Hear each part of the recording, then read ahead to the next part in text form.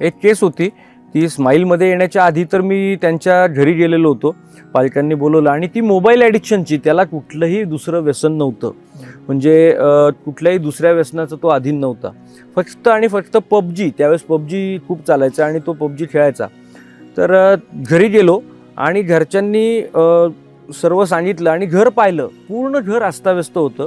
त्या घराच्या कुठल्याही दरवाजांना कड्या आतून नव्हत्या, का तर तो मुलगा तासनतास दिवसेंदिवस 4-4, 8-8 दिवस कडी लावून आतमध्ये बसायचा. तर त्यावेळेस त्यांनी एक किस्सा सांगितला होता की सर, याने एकदा याचा मोबाईल काढला तर याने रागाच्या भरामध्ये बाथरूममध्ये हातमध्ये गेला. आता बाथरूममध्ये कडी आपल्याला लावणं गरजेचं आहे आणि त्याने शॉवर ऑन केला आणि त्या शॉवर खाली तो उभा राहिला.